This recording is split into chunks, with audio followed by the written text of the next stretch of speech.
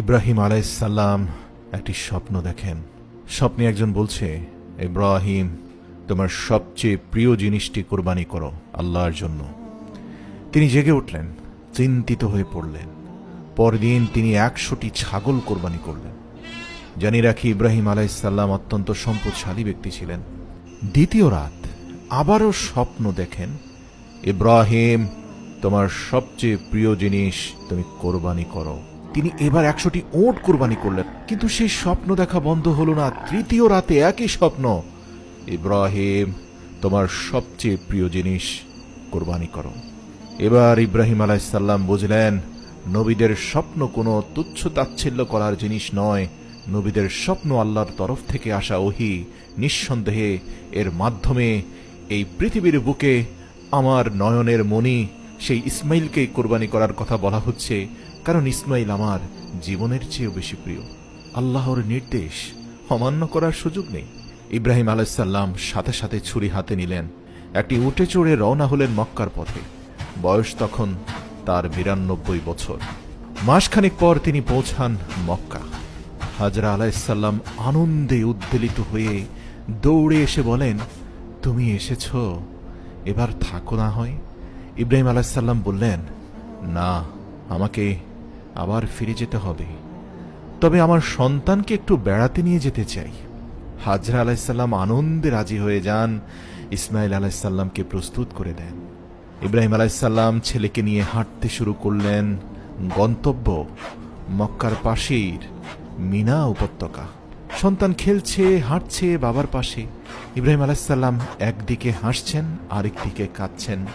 হাসছেন যখনই দেখেন শিশু ইসমাইল খেলাধুলা করছে আনন্দে আত্মহারা বাবাকে পেয়ে, আর কাঁদছেন তার উদ্দেশ্যের কথা ভেবে।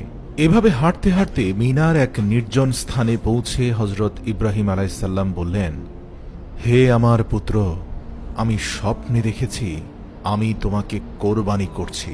তুমি কি বলো, কি করা উচিত?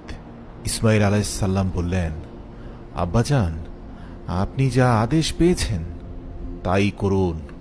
ইনশাআল্লাহ আপনি আমাকে ধৈর্যশীলদের একজন হিসাবে পাবেন। আল কোরআন।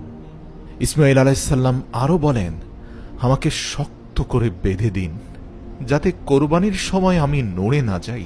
আপনার জামাতে যেন আমার রক্ত না লাগে, যাতে আপনি দেখে দুঃখ না পান।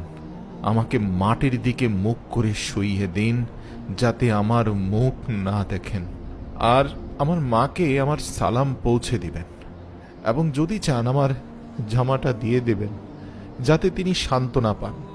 এই আবেগময় পরিস্থিতির সুযোগে শয়তান এসে এক পরিচিত মানুষের রূপে প্রথমে ইব্রাহিম আলাইহিসসালামের কাছে এসে বলে, ইব্রাহিম, পাগল হয়েছ? তুমি কি সত্যি তোমার ছেলেকে কোরবানি করবে? এ কেমন পিতা তুমি? ইব্রাহিম আলাইহিসসালাম শয়তানকে ৭টি কঙ্কর ছুঁড়ে মারেন। শয়তান চলে যায়। এবার শয়তান হাজির হয় হাজরা আলাইহিসসালামের কাছে। তারপর বলে, তোমার স্বামী ইব্রাহিম তোমার ছেলেকে হত্যা করতে নিয়ে গেছে। হাজরা আলাইহিসসালাম বলেন, ইব্রাহিম আল্লাহর নির্দেশ ছাড়া কিছুই করে না। যদি এটা আল্লাহর আদেশ হয়, তাহলে তিনি যা করছেন তাতেই কল্যাণ আছে। তৃতীয়বার শয়তান ব্যর্থ হয়ে শেষ সুযোগ হিসাবে ইসমাইল আলাইহিসসালামের কাছে আসে এবং বলে, তুমি কি তোমার বাবার হাতে মরতে যাচ্ছ? ইসমাইল আলাইহিসসালাম বলেন, আমার বাবা যদি আল্লাহর হুকুমে আমাকে কোরবানি করেন, তবে এটা আমার সৌভাগ্য। শয়তান ব্যর্থ হয়ে ফিরে যায়।